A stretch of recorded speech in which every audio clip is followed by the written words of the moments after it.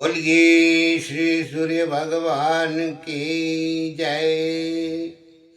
भक्तजनों, आप सभी का हमारे चैनल दुखों से सुखों तक में आपका हार्दिक स्वागत है। आज मैं आपको श्री सूर्य षष्ठी व्रत, जो कि भाद्रपद मास के शुक्ल पक्ष की षष्ठी को होता है, उसको किस तरह किया जाता है वो मैं बताऊंगा, और इसकी विधि को भी कहूँगा।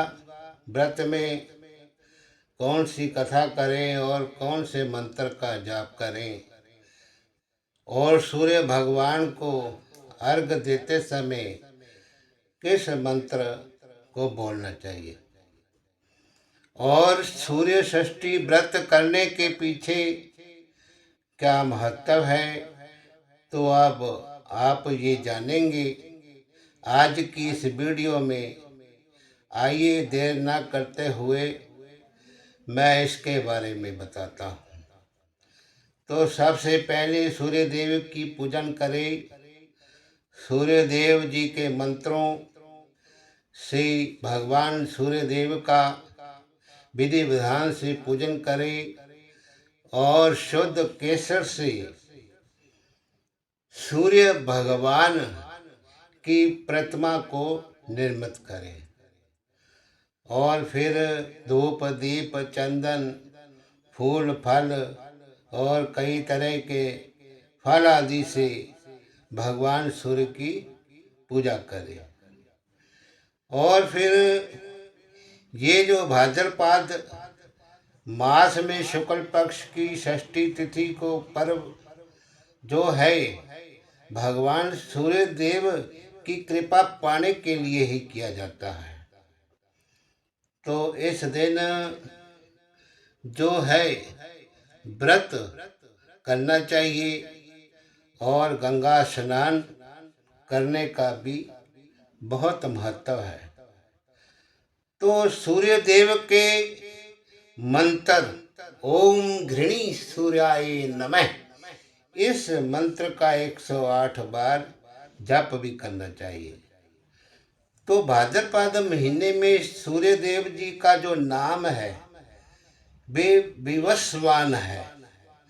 तो उस दिन एक दिन समय भोजन करे, तो सूर्य भगवान को अर्घ जब देवे तो तांबे के लोटे में जल भरे, उसमें चंदन अक्षत और लाल रौली और लाल कनेर के फूल डालकर के मंत्र बोले।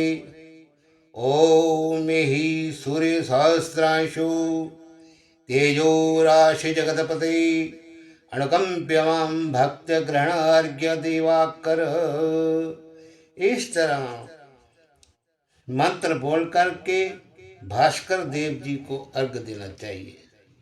सूर्य षष्ठी व्रत करने से मान यश शारीरिक तंदुरुस्ती और शरीर का तेज बढ़ता है।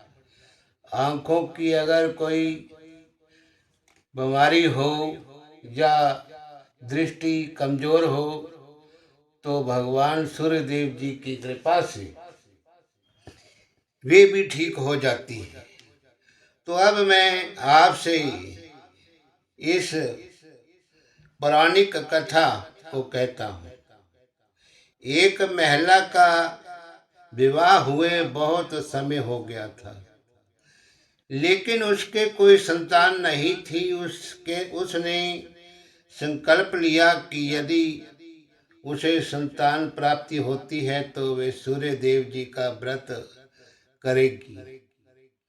तो सूर्य नारायण की कृपा से उसे पुत्र की प्राप्ति हुई, लेकिन वे व्रत करने का संकल्प जो थी भूल गई और व्रत को नहीं किया।